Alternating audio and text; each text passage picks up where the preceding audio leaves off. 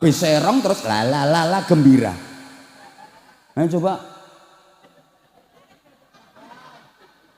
ini ada lagu-lagu yang umum ini seluruh Indonesia.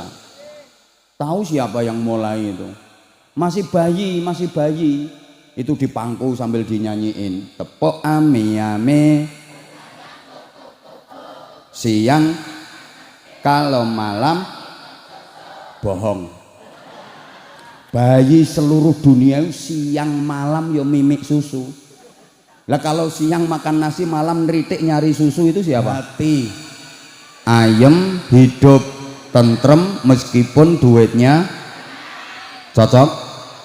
Nah, kalau punya duit banyak tapi hati nggak ayem, hidup nggak tentrem, ya nggak barokah. Percuma. Misal punya duit banyak banget 100 juta, banyak apa banyak? Ya maaf kalau ukuranmu ya udah banyak segitu. Kan jarang-jarang pegang duit segitu. Punya duit banyak 100 juta tapi keluarganya nggak tentrem. Misalnya anaknya nakal-nakal, anaknya yang laki-laki keranjingan judi online, hobinya dugem, acep, hobinya mabuk-mabukan. Anaknya yang perempuan kena imbas pemilu, perkawinan hamil dahulu. Suami istri berantem cekcok tiap hari, percuma punya duit 100 juta, betul? Karena hati nggak ayem, keluarga nggak tentrem. Coba bapak ibu pilih mana? Punya duit banyak sekali 100 juta tapi keluarganya nggak tentrem, sama punya duit cuma 100 miliar tapi keluarganya tentrem. Pilih mana? Alhamdulillah waras semua. Rumah yang barokah itu ukurannya bukan dari luarnya tapi dalamnya. Desa yang barokah ukurannya bukan dari luarnya tapi dalamnya. Jadi barokah itu ukurannya dalam. Oke, kalau nggak dikasih contoh kayaknya nggak paham. Sepertinya yang hadir ini orangnya cantik-cantik tapi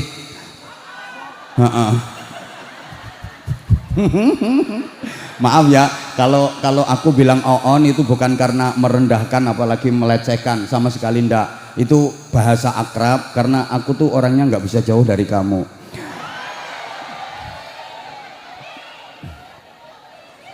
Ukuran rumah yang barokah, rumah yang baik itu bukan kok biaya pembuatannya habis miliaran, bahan-bahan bangunannya impor dari luar negeri, terus apa namanya ornamen-ornamennya serba kristal, megah, mewah, indah, enggak. Tapi rumah yang baik barokah itu ukurannya adalah orang-orang yang tinggal di dalam rumah itu, penghuninya. Apa artinya rumah megah, mewah, indah tapi dalam isinya keluarga berantakan, orang-orang yang maaf perilakunya seperti binatang. Itu namanya bukan rumah tapi kandang. Betul? Kurang semangat. Ada rumah bagus, mewah, megah, indah tapi dalam isinya orang-orang yang perilakunya seperti binatang. Itu bukan rumah tapi ingat, sebagus apapun bangunan kalau dalam isinya sapi, kerbau, kambing namanya. Sebagus apapun rumah kalau dalam isinya orang sakit namanya rumah. Apalagi yang ada di dalam itu orang sakit jiwa namanya rumah sakit. Sebagus apapun rumah megah, mewah, indah tapi dalam isinya mak lampir, nenek pelet, gerandong wa ala ali wasobi ajmain namanya rumah hantu. Sebaliknya meskipun rumah itu kecil, sederhana, miring, pinggir kali, kalau di perumahan ada RSS, rumah sangat sederhana, itu udah paling kecil. Ini lebih kecil lagi, RSS, rumah sangat sederhana sekali sampai sulit simpangan, sulit senden, sulit sendeklu, sulit selonjoran, sumpek, sesekan selalu. Tapi dalam isinya keluarga yang harmonis, bahagia, suami solih, istri solihah, anak-anaknya dzurriatan thayyibah, ahli ibadah, berakhlakul karimah. Itulah rumah tangga walaupun rumahnya nggak ada tangganya. Nah, ceramah yang mahal ini model kayak gini.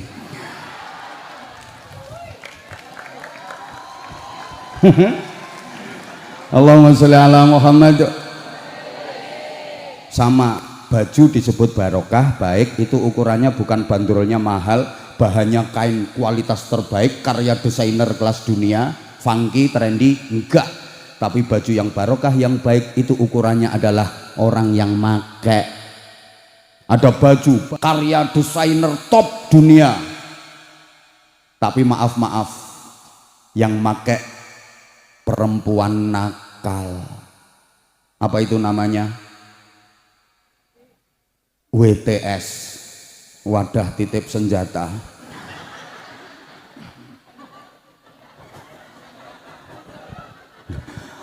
Ada yang nyebut lebih ngeri, pelacur, disumpel alat mancur.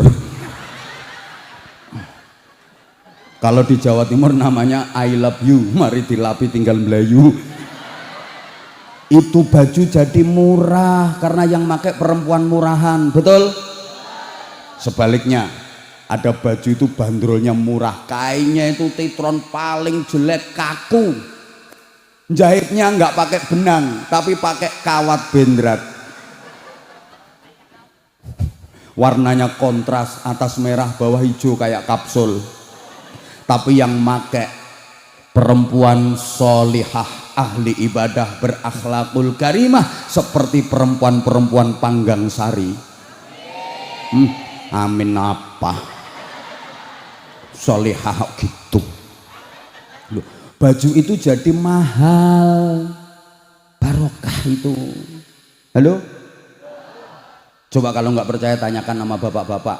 Misalkan suruh pilih mana? Ada perempuan bajunya bagus tapi wajahnya jelek, sama perempuan yang bajunya jelek tapi wajahnya cantik. Kira-kira pilih yang mana? Hah? Baju bagus cantik, udah dinikah orang. Ya pilih yang cantik walaupun bajunya jelek. Orang kalau udah jadi istri itu malah mendingan nggak baju. Lah iya, baju nggak penting kalau urusan itu loh ya. Halo, ini saya ingin menyampaikan bahwa barokah itu ukurannya adalah dalam ukuran barokah, dan barokah itu yang bikin bahagia. Bukankah kita semuanya pengen bahagia, betul? Bahagia itu wajib. Para jamaah, susah itu dosa. Halo, bisa dilanjut? Tolong khidmah, tolong tertib. Bahagia itu wajib, susah itu dosa. Maka jangan dibiasakan susah. Saya ulang, susah itu dosa, jangan dibiasakan. Nah, ada yang mikir, lah kalau aku tiap hari susah berarti aku tiap hari dosa. Iya.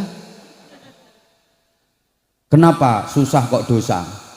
Karena dilarang sama Allah. La takhaf wa la tahzan. Jangan takut, jangan susah. Orang takut itu karena yang dilakukan salah. Orang susah itu karena yang dilakukan jelek. Selama yang dilakukan benar, nggak bakalan takut. Coba dipikir, kalau omongan saya keliru boleh dibantah, tak tunggu saat ini juga. Kenapa orang takut? Ya karena yang dilakukan salah. Selama yang dilakukan benar, nggak bakalan takut.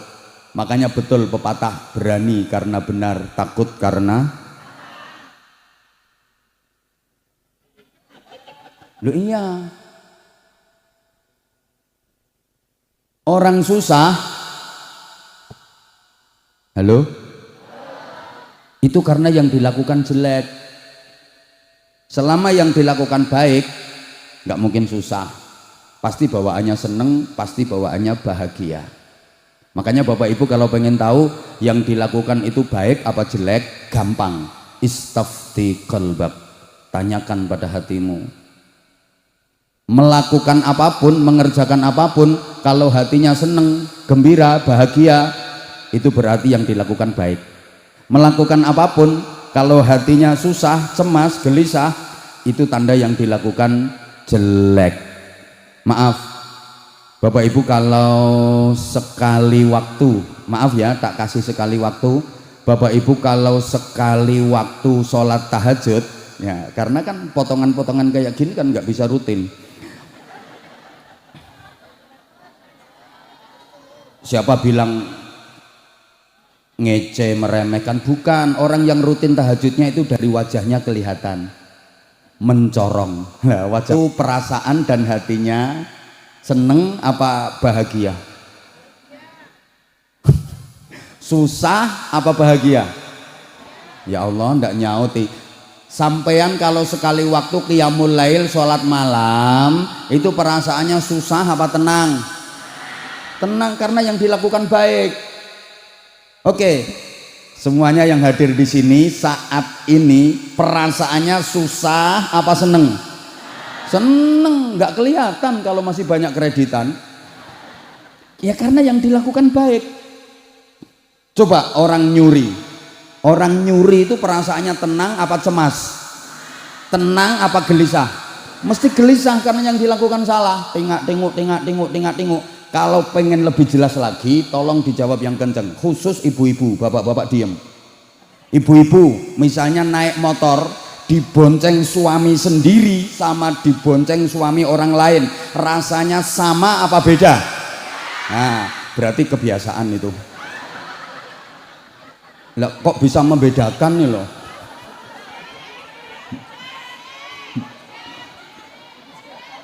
Bukan ojek ini. Loh, itu yang jawab ojek ngebantah itu memang saking biasanya dia. Ya mesti beda. Kalau yang bonceng suami sendiri tenang. Tenang. Ketemu siapapun tenang. Mbak mau kemana mbak? Mau ke pasar, mau belanja. Malah tenang. Pegangan pinggang ini, rakut ini. Kalau perlu pegangan tutup tangki. Ya karena yang dilakukan baik, bener. Coba kalau yang bonceng suaminya orang lain, ayo yang nggak bener itu, dari jauh tahu ada tetangga mati aku, langsung jilbabnya ditutupin ke wajahnya, seret, melungker gitu. Makanya bahagia itu wajib. Saking pentingnya bahagia, setiap azan dikumandangkan itu ada ajakan dan seruan untuk bahagia. Hayya 'alal falah.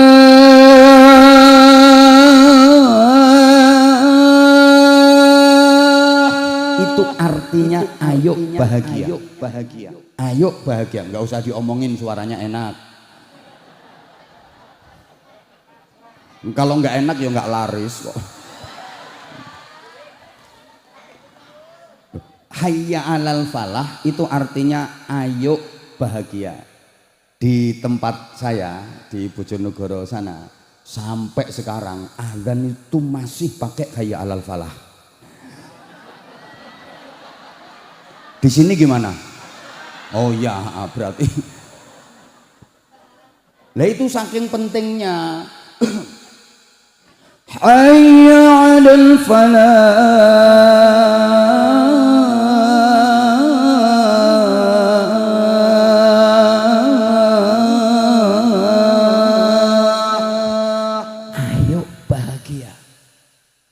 Dibilangin enak kok suaranya.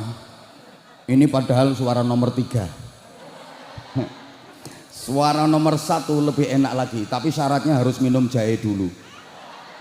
Nah ini nggak ada wedang jahenya, yang nggak bakal keluar suara nomor 1. Adanya cuma teh ini.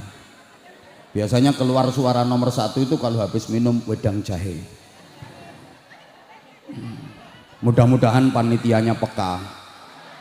Allahumma sholli ala Muhammad. Loh, ini artinya ayo bahagia. Kenapa bahagia itu wajib? Kalau diurutkan begini ya, tugas utama manusia di dunia ini adalah menjadi orang baik. Nah orang baik itu siapa?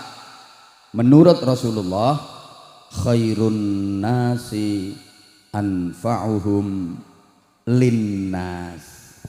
Sebaik-baik manusia adalah yang hidupnya bermanfaat untuk sesama. Sebaik-baik manusia itu yang bisa berbagi manfaat kepada banyak orang. Berbagi manfaat itu berarti kan menyenangkan banyak orang. Allahumma sholli ala Muhammad. Ini kok banyak yang ngomong-ngomong sendiri, ini kira-kira yang diomongin apa ya? Pokoknya gini aja perjanjiannya. Kalau jamaahnya ngomong sendiri-sendiri, ya udah saya ceramahnya 20 menit saja. Ada juga bagi-bagi sarung cap. Makasih.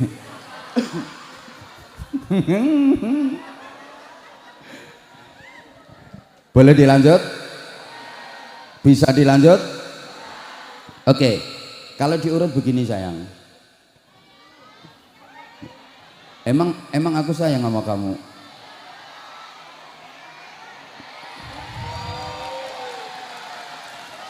Makasih.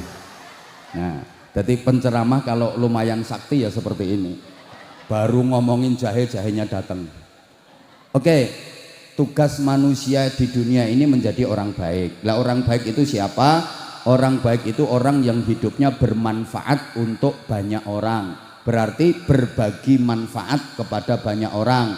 Berbagi manfaat itu artinya menyenangkan, membahagiakan. Boleh dikatakan manusia yang baik adalah manusia yang bisa berbagi kebahagiaan kepada sesamanya. Padahal yang bisa berbagi kebahagiaan kepada orang lain hanyalah orang-orang yang hidupnya sendiri bahagia. Betul? Kalau hidupnya sendiri nggak bahagia, yang nggak mungkin bisa berbagi kebahagiaan kepada orang lain. Apanya yang mau dibagi? Wong dia sendiri nggak bahagia. Kayak gini loh, kayak gini. Hanya orang-orang berduit yang bisa bagi-bagi duit, betul? Nah kalau orang-orang yang nggak punya duit, kayak yang doprok-doprok di bawah itu, ya sorry. Kalau duitmu banyak, nggak mungkin mau duduk kayak gitu, nggak mungkin. Kalau duitnya banyak, mau datang tapi tempat duduknya minta yang VIP. Kalau duitnya banyak, mau datang ke acara ginian, pasti minta tempat yang VIP. Nah, yang mau doprok-doprok itu berarti duitnya tidak. Makanya rela berdesak-desaan, meskipun bau kelek kecut. Meskipun gini loh, yang bisa bagi-bagi duit ya hanya orang-orang yang punya duit loh, betul. Yang bisa bagi-bagi kebahagiaan ya hanya orang yang hidupnya bahagia. Yang bisa bagi-bagi duit ya hanya orang yang punya duit. Lah kalau nggak punya duit seperti yang bilang betul-betul itu, ya mbak, nggak mungkin lah bisa bagi-bagi duit. Kalau dia nggak bahagia, nggak mungkin bisa bagi-bagi kebahagiaan. Orang susah itu bisanya yo bagi-bagi kesusahan. Kalau nggak percaya, coba ibu duduk di samping orang susah, pasti ketularan susah. Dicurhati, disambati, bahkan bisa-bisa diutangi. Makanya maaf, aku nggak mau duduk di situ, takut ketularan.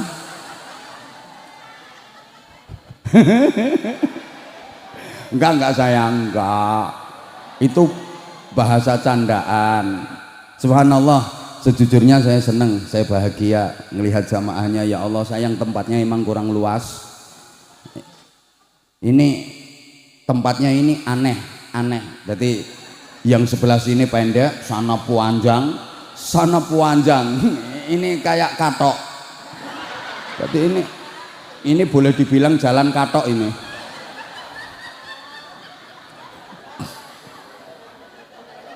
Ganti nggak apa-apa, jalan celana dalam gitu ya.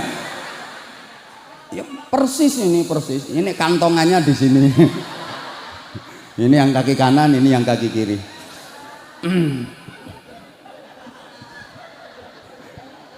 Loh emang iya kok. Orang susah itu bisanya yo bagi-bagi kesusahan. Sampean duduk bersama dengan orang susah, nggak lama sama ikut susah. Dicurhati, disambati. Betul? Makanya kita nggak boleh susah, kita disuruh bahagia. Maka saya seneng banget lagu anak-anak saya, yang paling seneng ya lagu itu. Buat apa? Saya paling seneng lagu ini. Di sini, ya, di sini itu di dunia. Kalau di dunia seneng berarti fid dunya hasanah.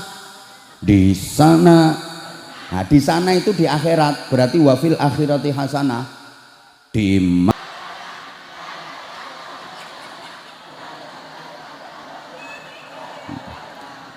para gendeng-gendeng sekalian yang saya hormati, itu kalau anak-anak lala, oh ini di pengajian mbok yo dirubah. Oke, nadanya seperti itu, tapi kalimatnya jangan tralalalala, jangan gitu. Nah, yang amin berarti pengen cepet berangkat itu. Loh, lah kan sampean habis Allah Allah la ilaha illallah Muhammadur Rasulullah, tek mati. Kalimat tauhid. Lah kalau yang tadi la la la la la la la la la la la la la la oh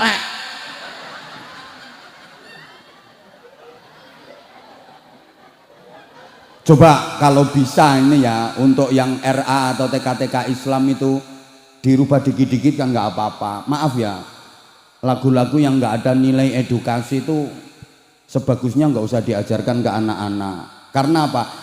Itu kan pendidikan dasar, pendidikan karakter dasar. Masa anak kecil kok diajari nyanyi serong ke kiri, serong ke kanan, loh lala maneh.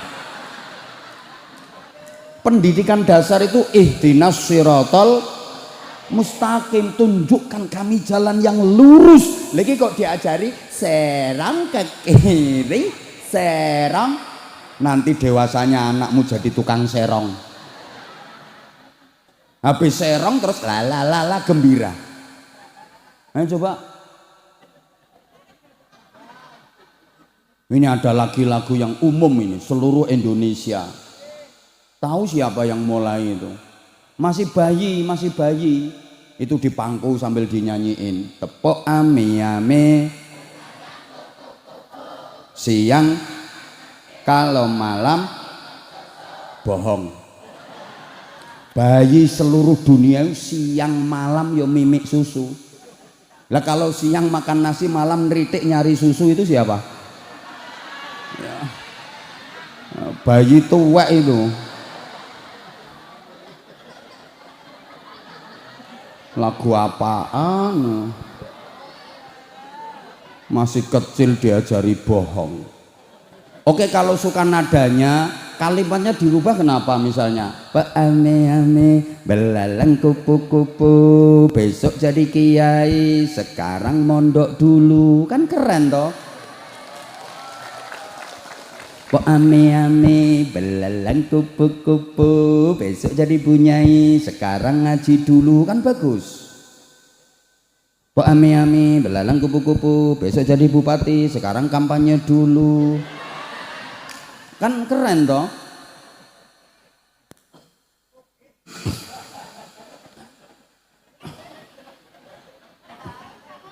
Lah daripada tadi Pak ame belalang kupu-kupu, kadang itu bayinya di pangku terus tangannya ditepuk-tepukin ya. Pak ame belalang tupu-tupu, yang makan nasi kalau malam mimik tutu.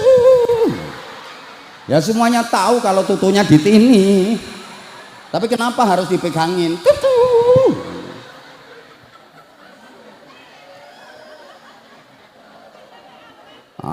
La ilaha illallah Muhammadur Rasulullah. Allahumma sholli ala Muhammad. Hidup ini dibikin bahagia.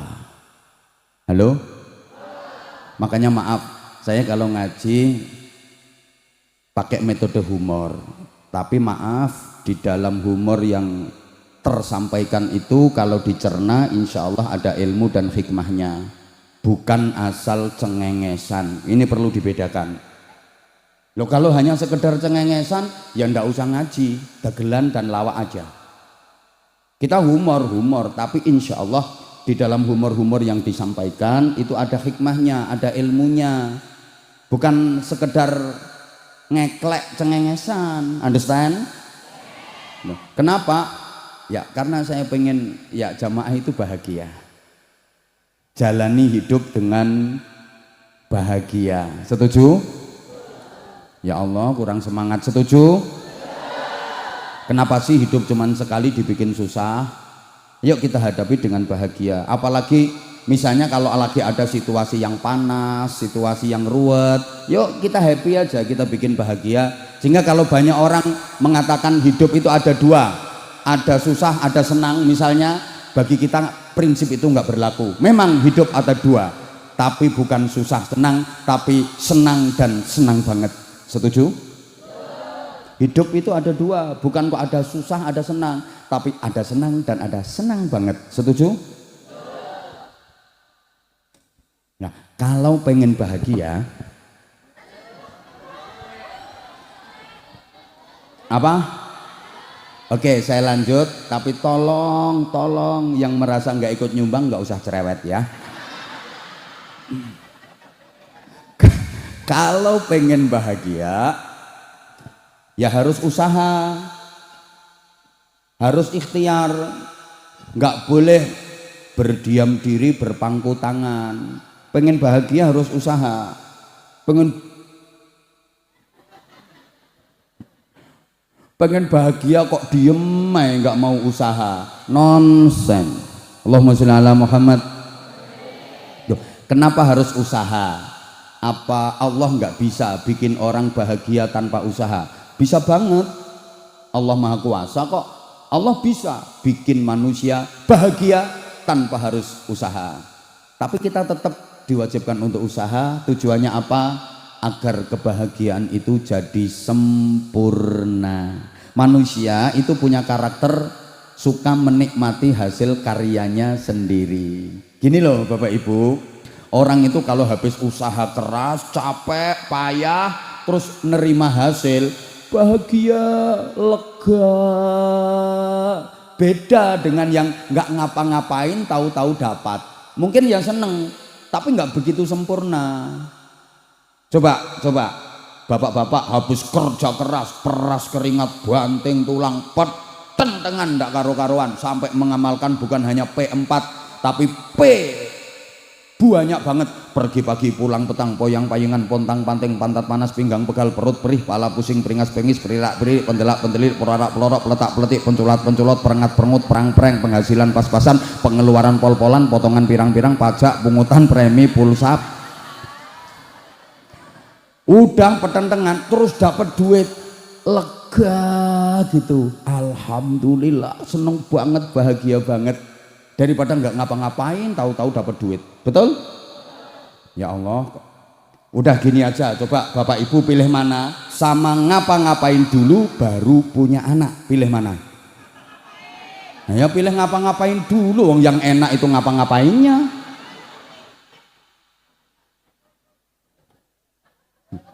Lo misalnya nggak pakai ngapa-ngapain, tahu-tahu punya anak, malah bingung. Ya ngapa-ngapain dulu, perengkosan gitu, terus diulang-ulang, ngapa-ngapainnya itu diulang-ulang, baru punya anak, nikmat. Paham nggak ya ini? Masa udah dikasih contoh kayak gitu masih nggak paham? Loh. Ibu capek, izin ya saya sambil mondar-mandir nggak apa-apa ya, izin ya, izin Pak dan Ramel, izin. Karena gini, mereka itu maunya deket sama aku. Jen. I love you semuanya. Sing tuwek gak usah. Wah, aku ngajak yang muda-muda malah yang tua dulu. Gini, ibu misalnya habis masak capek terus mateng, masya Allah itu dicicipin, baru nyicipin aja lega, nikmat gitu loh, daripada nggak ngapa-ngapain tahu-tahu dikasih makanan gitu loh Bu. Makanya sekarang kita di dunia ini disuruh ngapa-ngapain dulu biar kelak bisa merasakan kenikmatan dan kebahagiaan sempurna di surga. Lah kalau di dunia nggak ngapa-ngapain tahu-tahu dimasukkan ke surga, kurang sempurna itu kebahagiaannya. Jadi gini Bapak Ibu, besok sampeyan-sampeyan di surga kalau jadi Ya kan nggak tahu jadi apa enggak. Kayaknya ada yang nggak jadi kok, ini yang sekarang nggak dengerin ceramah saya. Jadi ya, nah itu nanti di sana akan mendapatkan macam-macam kenikmatan hasil dari ngapa-ngapain sampean di dunia ini. Sekarang suruh capek-capek dulu supaya nanti ketika merasakan kenikmatan di surga betul-betul lega, sempurna. Di saat yang lain tidur lelap, melungker, kir-kir, gayer-gayer, mabrik iler. Sampean disuruh ngapa-ngapain, berdiri tegak hadap kiblat, Allahu Akbar. Entul-entul, jadi duli-gulik, entut-entut, gobek-gobek. Bangkit lagi, Allahu Akbar. Entul-entul, jadi duli-gulik, entut-entut, gobek-gobek. Bangkit lagi, ngapa-ngapain itu? Allahu Akbar. Entul-entul, jadi duli-gulik, entut-entut, gobek-gobek. Yang lain tidur, sampean bangun, Allahu Akbar. Entul-entul, jadi duli-gulik, entut-entut, gobek-gobek.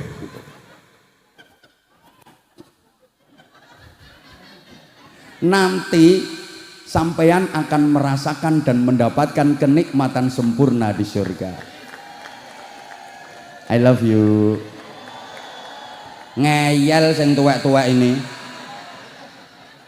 Yang muda. Gini. Iya ya, aku tahu yang tua juga sayang sama aku, sama kok. Aku juga sayang sama situ. Gini. Hari Senin, hari Kamis, ketika yang lain pada makan, pada puasa, kenyang, seger, sampean suruh capek-capek, suruh ngapa-ngapain, menahan lapar, menahan haus. Ini nanti supaya besok di surga bisa merasakan kenikmatan sempurna. Maka diupayakan ibu-ibu, tiap hari Senin sampean nyenen, tiap hari Kamis sampean ngemis. Tuh.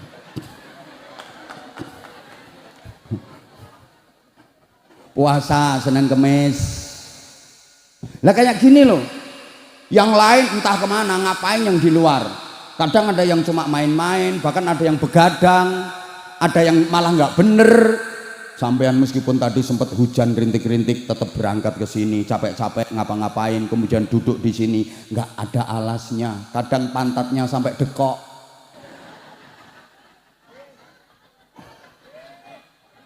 Ini supaya nanti merasakan nikmat sempurna, understand? Yang lain pada diem, sampean ikut bersolawat, sampean pegang tasbih, puter, wiridan, sulastri, sumiyati, sundari, sunarti, sumarni, sugiyarti, sulikah, supia. Sampai disuruh bercapek-capek dulu.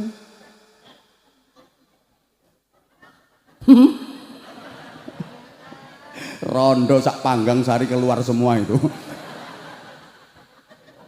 Lah yang itu biar sampean nanti bisa merasakan kenikmatan sempurna. Understand? Oke, sekarang bahagia itu nikmat. Dijawab, bahagia itu apa? Oke, makanya tadi saya katakan daleman bukan luaran. Kok daleman sih? Urusannya batin bukan dohir. Maka bahagia itu nikmat. Tolong diperhatikan. Nikmat itu nggak harus enak. Kadang-kadang nikmat itu payah, capek, bahkan sakit. Tapi terasa nikmat. Ibu bapak harus bisa membedakan ya, nikmat itu subjektif, enak itu objektif, understand? Nah ini harus dirinci, harus dijelaskan karena saya sadar yang saya hadapi ini orangnya cantik-cantik tapi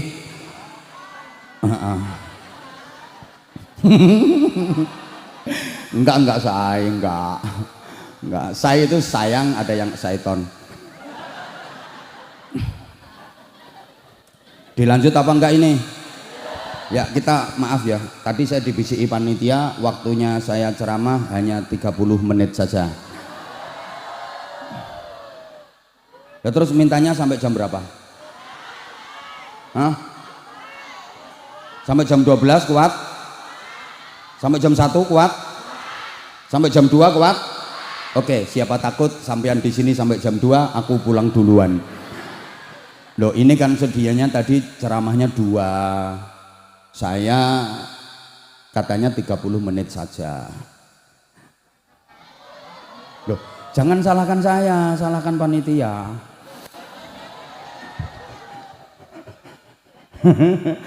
Maaf ya panitia, ini panitia agak over. Artinya overnya tulisannya itu loh, ngaji bareng 2 tokoh hebat. Saya ini bukan tokoh, apalagi hebat, sama sekali enggak. Saya sama kayak panjenengan semua, rakyat sama. Ya kalau beliau tokoh hebat, ya. Kalau saya enggak. Saya sama kayak jenengan-jenengan semua. Lah ini panitia ini loh agak lumayan ngawur ini panitia ini. Kok iso ditulisi tokoh hebat, hebat apaan? Enggak.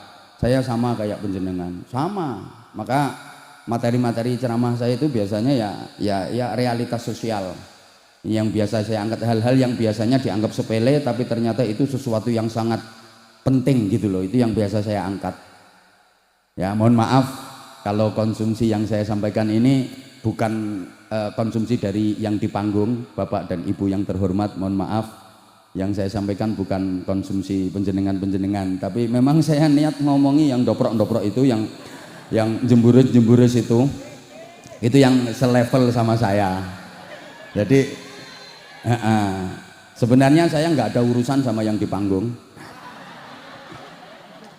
Emang iya kok. Loh, yang di panggung ini tokoh-tokoh, orang-orang pinter. Lah ngapain orang pinter diceramai? Gitu loh.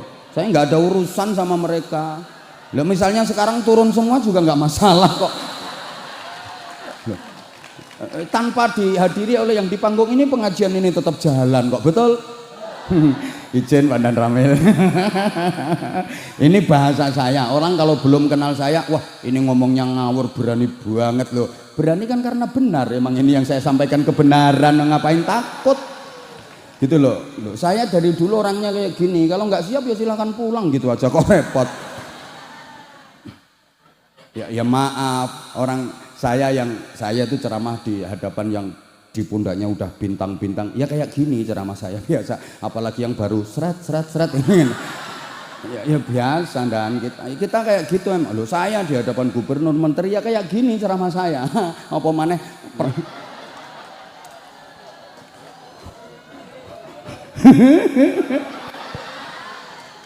ya, ini mohon maaf ya para pejabat dan tokoh-tokoh, saya itu nggak ingin ada sekat antara pejabat dengan rakyat.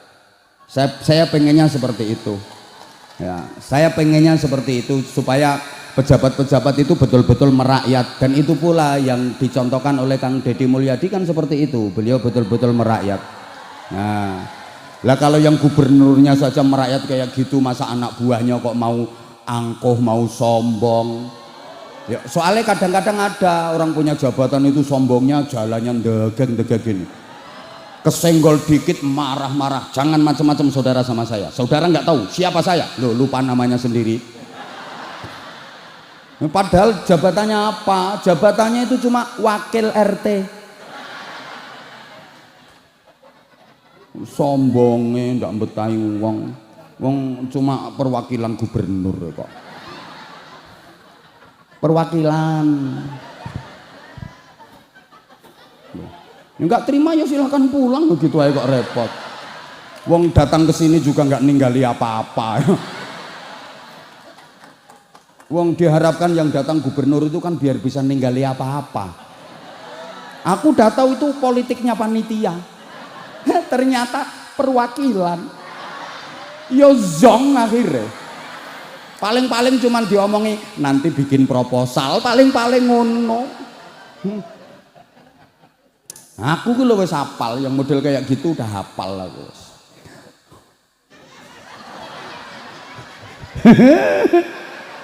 Allahumma sholli ala Muhammad. Oke, saya lanjut. Nikmat itu subjektif, enak itu objektif. Jadi beda. Oke, biar apa lebih mudah difahami, saya kasih pertanyaan. Insya Allah setelah menjawab nanti para jamaah akan paham. Coba, kok sarung? Aku takutnya itu kalau sarung terus yang dibayangkan itu isinya. Kalau belum waktunya itu ya jangan. Sampean itu enggak tahu ya kalau sini itu sering dikritiki sama netizen-netizen yang maha benar dengan segala firmannya itu. Apa sekarang itu ceramah model apaan? Ceramah sama anak-anak kecil itu penceramah apa? Bakul sarung. Karena dia ngelihatnya hanya yang lewat di TikTok yang hanya durasi sekian. Pas saya interaksi dengan anak-anak bagi-bagi sarung itu, dia nggak nonton video fullnya. Padahal saya interaksi dengan anak-anak bagi-bagi sarung itu kan setelah ceramah selesai 1 jam 15 menit, 1 jam 30 menit, setelah itu baru. Lah dia kan nggak nonton video fullnya. Yang dia lihat hanya yang lewat di TikTok, di IG, kan selalu FYP. Lah kalau nggak FYP apa sih itu kenal sama aku? Yo malah pengikut. Makasih, kamu salah satu subscriber aku. Kalau channel YouTube aku namanya Anza, channel Anwar Zahid. Subscribe ya.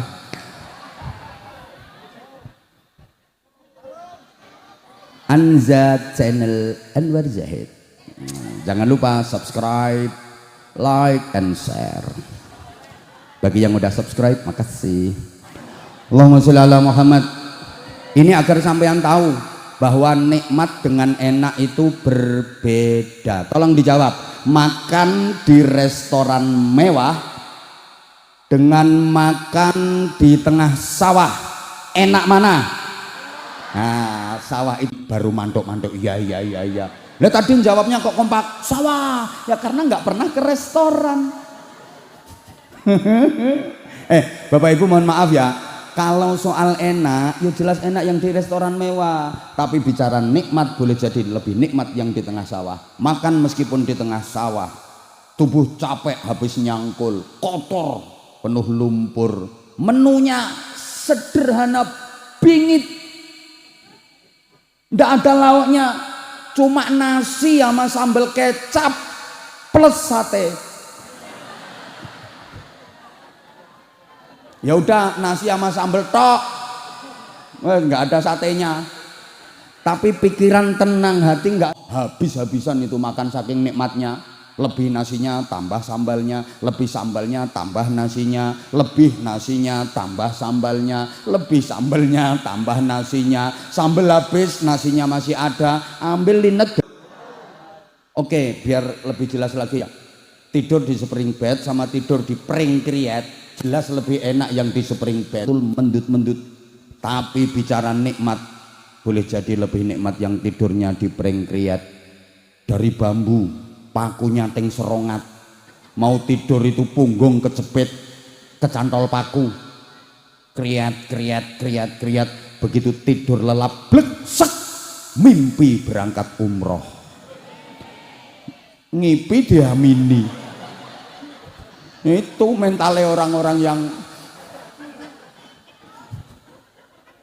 mimpinya lo mimpi indah, mimpi pergi umroh, naik pesawat, dilayani pramugari sampai Madinah, sholat jamaah di Masjid Nabawi, ziarah ke makamnya Rasulullah, masuk raudhah, sholat iktikaf dzikir di sana, nikmat, jalan-jalan ke kebun kurma, di sana makan bakso, minumnya es teh, seruput-seruput begitu ngelilir, iler. Tapi nikmat.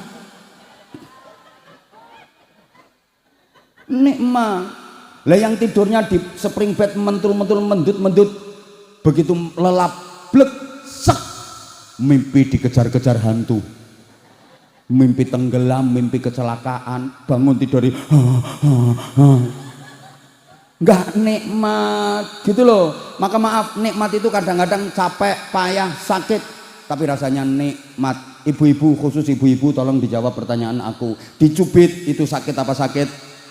Sakit. tapi kalau yang nyubit orang yang dicintai ya sakit, cuman nikmat. Misalnya kamu dicubit sama aku, ya sakit, tapi kamu ngerasa nikmat karena yang nyubit orang yang kamu suka.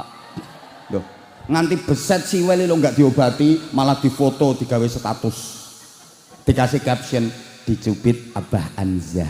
Nah,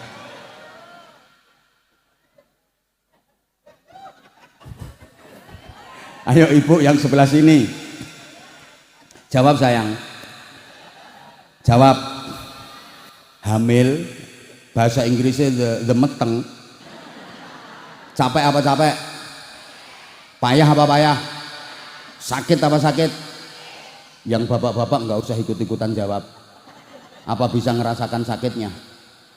Laki-laki itu nggak solidaritas, nggak pengertian. Orang hamil udah sakit beratnya kayak gitu, bahannya masih ditambahi terus. Orang hamil itu capek, payah, sakit, tapi tergantung bu, yang dikandung anak siapa. Kalau yang dikandung anak dari suami yang dicintai, nikmat, betul.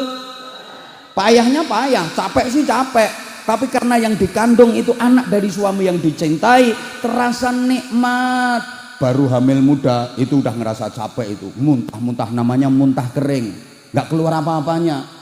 Orang muntah itu sakit, tapi kalau bisa keluar biar lega. Ini orang hamil muda muntah tapi nggak keluar apa-apanya,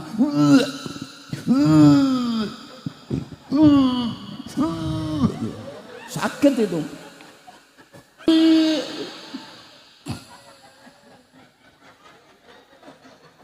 Coba kalau yang dikandung itu anak hasil dari arisan,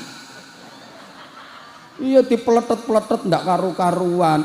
Kalau yang dikandung itu anak dari suami yang dicintai, nikmat. Meskipun sakit, kandungannya udah besar, malam-malam bayinya nendang-nendang perut itu, del. Ibu yang hamil merasa sakit tapi nikmat. Buktinya ketika bayinya nendang-nendang perut, suami lagi tidur aja dibangunin, ya bangun ya, ini lo ya proyek bikinan ayah nih. Proyek garapannya sampean ya pola ya gitu. Ujung mereng kanan mereng kiri. Ya yakin aku yakin capek payah. Udah ada yang 5 jam 4 jam duduk di situ pasti capek payah.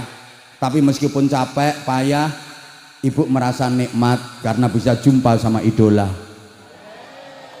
Duh, iyalah. Capek ya capek. Kalau saya ngomong nggak capek berarti saya bohong. Kayak ini saya kan 7 hari nggak pulang. 7 hari saya nggak pulang. Ya kemarin di Brebes deket sini Losari situ Brebes kemarin. Oh iya sana. Bingung aku sayang, bingung. Ya 4 tempat kemarin Brebes 4 tempat. Sekarang Cirebon, besok masih di Jepara. Jadi 7 hari saya nggak pulang. Kalau ditanya, loh saya itu tidurnya sering nginep di hotel Bandung, artinya ban gelundung itu. Kalau ditanya capek apa enggak, ya capek. Kalau saya ngomong nggak capek berarti saya bohong. Ya capek, payah, sakit. Tapi meskipun capek, payah, sakit, saya seneng karena saya mendapatkan Astaghfirullahaladzim.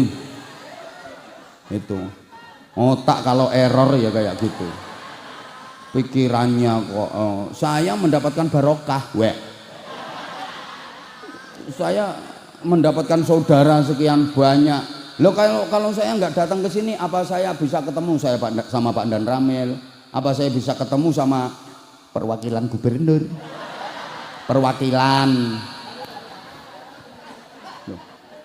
Loh apa saya bisa ketemu sama kiai-kiai di Panggang Sari sini? Lah karena saya capek-capek ke sini maka saudara saya bertambah, teman saya bertambah gitu loh. Karena menurut saya teman sama duit itu lebih penting. Astaghfirullahaladzim. La haula wala quwwata illa billah. Saudara sama duit lebih penting. Allahu Akbar.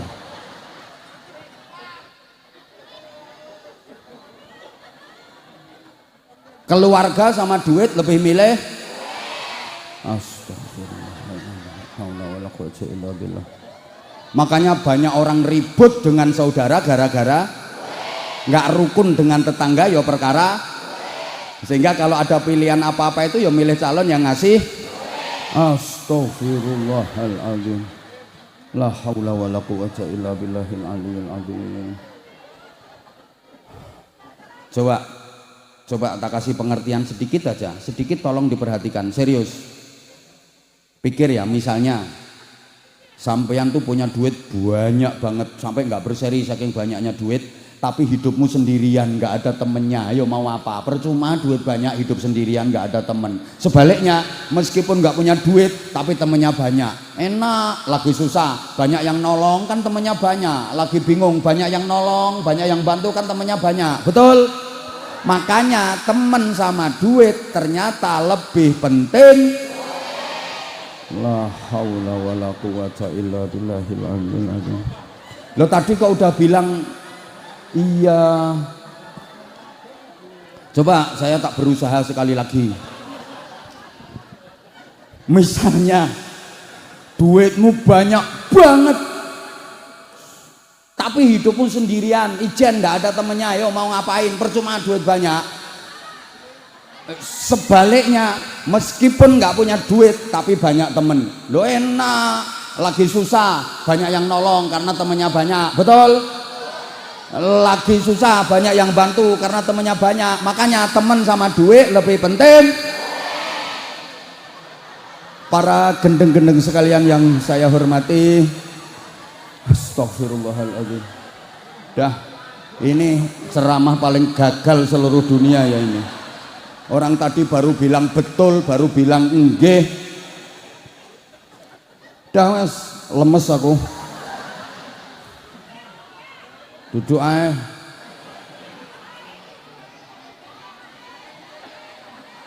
Lah wong aku belum minum aja udah jahe. Dah tahu kayak gini nggak berangkat aku. Astagfirullahaladzim.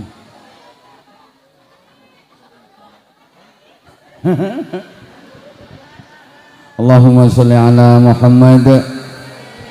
Nah, Bapak Ibu para jamaah, iya. Lah sekarang nikmat yang kita dapat supaya benar-benar barokah, yaitu jangan hanya di dunia saja. Lah rugi kalau cuman kenikmatan di dunia. Makanya kita diajari doa yang orang sering sebut sebagai doa sapu jagat, wa fil akhirati hasanah wa qina adzabannar. Itu lagunya tadi, senang di sini senang, di sana senang, fid dunya hasanah wa fil akhirati hasanah. Di mana-mana hatiku senang, dunia akhirat bahkan sampai alam barzakh kapanpun tetap senang, tetap bahagia. Ngono aja kak. Apa itu? Kenikmatan itu dunia akhirat. Kalau hanya kenikmatan di dunia ya rugi, karena di dunia ini nggak lama kok. Sebentar, kata orang dulu, mampir ngombe cuma sebentar banget, nggak lama. Informasi, mohon maaf sebelum dilanjut, ini ada berita, ada kabar masyarakat Panggang Sari ini semuanya mau dibuang ke kuburan.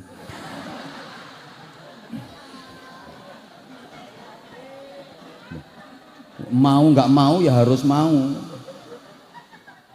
Semua termasuk yang di panggung, semua mau dibuang ke kuburan. Loh, sudah siap apa belum? Nah, yang jawab belum kayaknya didahulukan.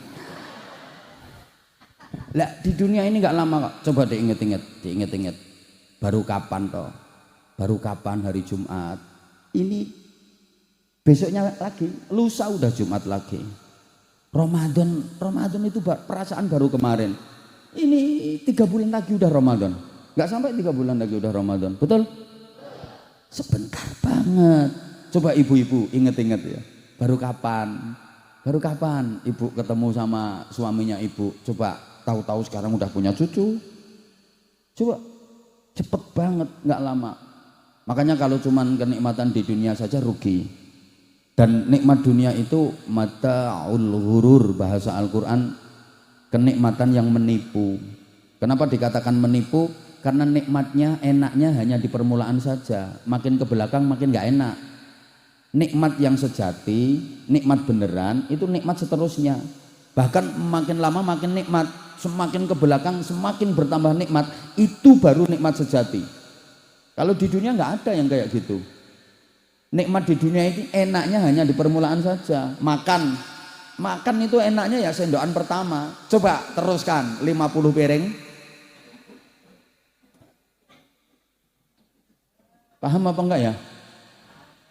Minum di dunia enaknya ya tegukan pertama aja. Coba teruskan 100 gelas.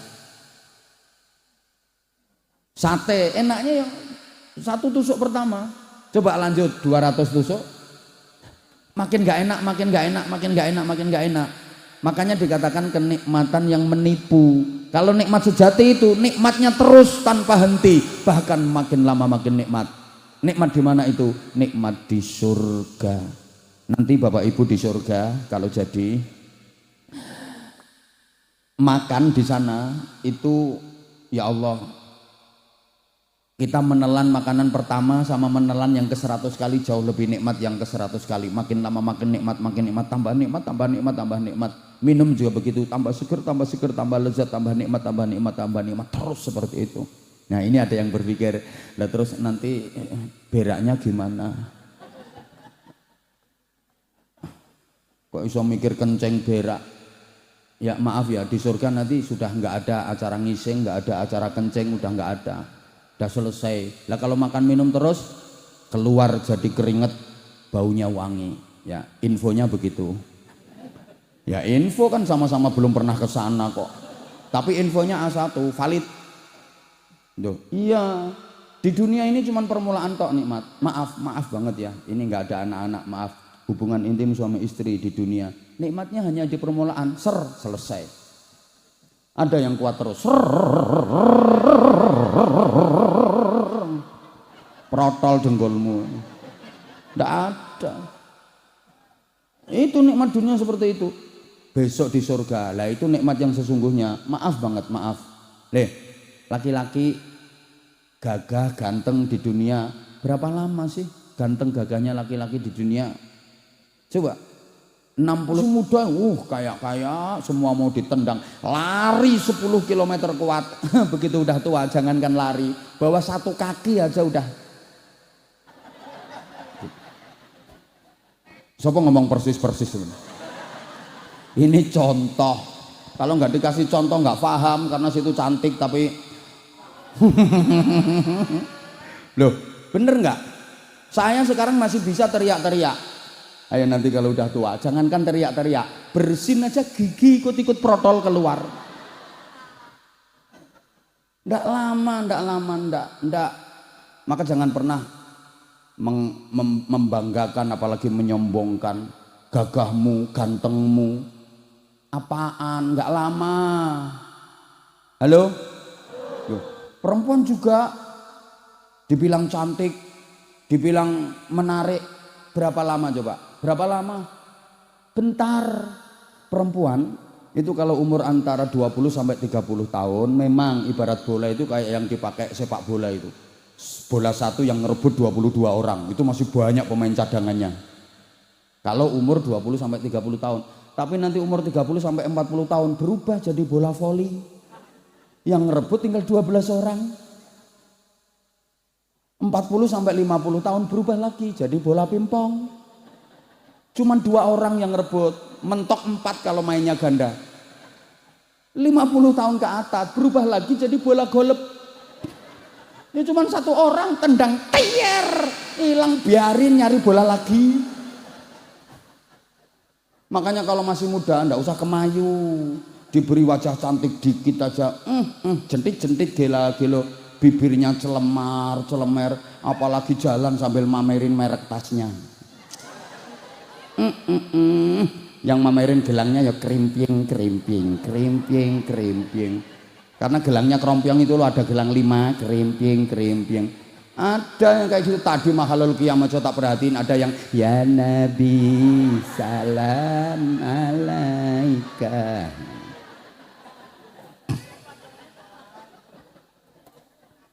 Cantikmu itu nggak lama. Sadari perempuan-perempuan, sampai yang cantik itu bukan karena apa-apa, karena masih muda, onderdilnya masih baut-bautnya masih kenceng. Kalau udah tua ngelokro semua, kendor semua. Ya masih muda, ginyur-ginyur, mindur-mindur, glowing, mening-mening, dada mentek-mentek itu. Masih muda, senyumannya menggetarkan jantung. Laki-laki disenyum ini jantungnya duduk, duduk, duduk, kayak son horeg gitu. Duduk, duduk, duduk gitu. Apalagi lirikannya, medot ke kolor. Ya, uang lanang dilirik seret iso del pedot kolore. Coba kalau udah tua, ayo coba kalau udah tua, maaf berdiri di depan kaca, senyum sambil ngelirik. Ya Allah, nyawa ngayang-ngayangnya dhewe wedi. Takut. Lah udah kendor semua. Pipinya kempong, giginya ompong. Dadai tinggal tandanya aja, ngelewer dari tengah retok. Make BH yo anjlok, BH dikencengi brosot. Nggak lama, loh nanti bu, ibu kalau jadi di surga nanti tambah cantik, tambah cantik, tambah cantik, tambah cantik, terus cantik nggak ada habisnya dan nggak ada tuanya. Muda terus itu nanti di surga, kenikmatan sejati. Makanya saya bermaksud menyampaikan bahwa kalau yang diperjuangkan hanya kenikmatan di dunia saja, rugi. Kenikmatan jabatan, berapa lama nikmatnya jabatan di dunia? 58 tahun purna, ada yang 60 tahun mentok pensiun, betul? Itu yang punya jabatan beneran ya, bukan hanya pembantu.